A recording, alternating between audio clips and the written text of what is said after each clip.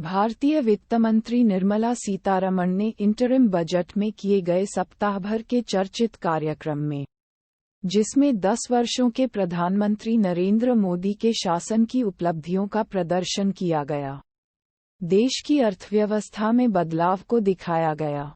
सीतारमण ने पिछले दशक में सरकार की कमाइयों को प्रदर्शित करते हुए विशेषज्ञता दिखाई और आगामी चुनावों के लिए नेशनल पॉलिटिक्स में कुछ महीने पहले उपहारों की शोभा कर रही थीं।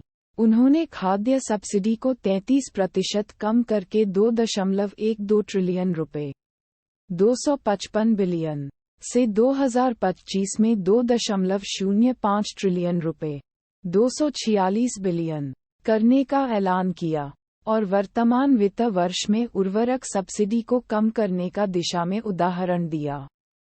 उन्होंने कृषि उर्वरक सब्सिडी को कम करके 13 ट्रिलियन रुपए 156 बिलियन के कैपिटल खर्च को बनाए रखने का फैसला किया।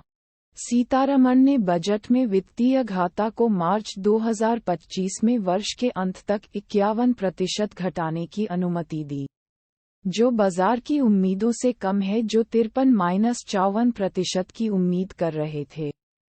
इससे उच्चतम वित्तीय घाटा का सरप्राइज नहीं हुआ। सीतारमण ने अपने भाषण में कहा कि औसत वास्तविक आय 250 मिलियन लोगों की 50% बढ़ी है और ये अर्थव्यवस्था को 5वीं सबसे बड़ी दुनिया में उत्तेजित करेगी। इसमें विपक्षी कांग्रेस पार्टी की तरफ से आपत्ति जताई जा रही है, जो उन्होंने कहा कि इससे शहरी क्षेत्रों को ही फायदा होगा और ग्रामीण क्षेत्रों को नहीं।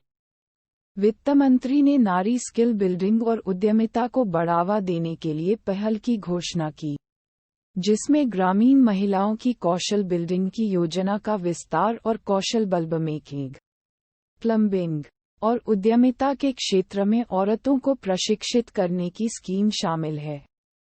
उन्होंने इसके माध्यम से ग्रामीण आर्थिकी को सुधारने, ग्रामीण घरों की बनावट को प्रोत्साहित करने, गरीबों को मुफ्त खाद्य प्रदान करने और मत्स्य पालन को बढ़ावा देने का भी ऐलान किया है।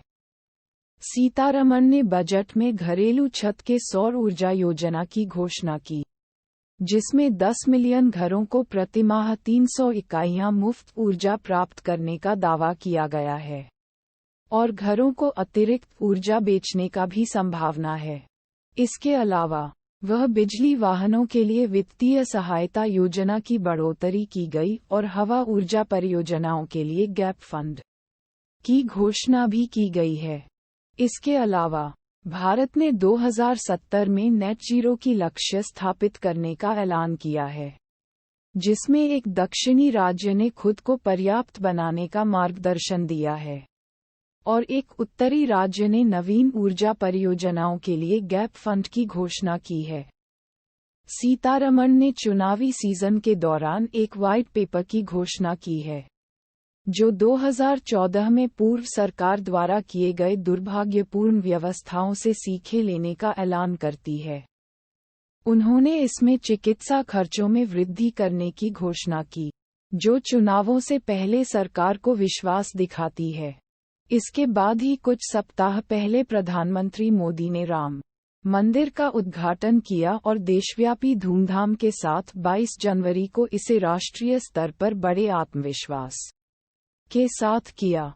मोदी का बजट ने मानव पूंजी सृष्टि के लिए सही स्थान पर मारा है, क्योंकि इसने कैपिटल खर्च को बनाए रखने में सफलता प्राप्त की है और वित्तीय अनुशासन को बनाए रखने का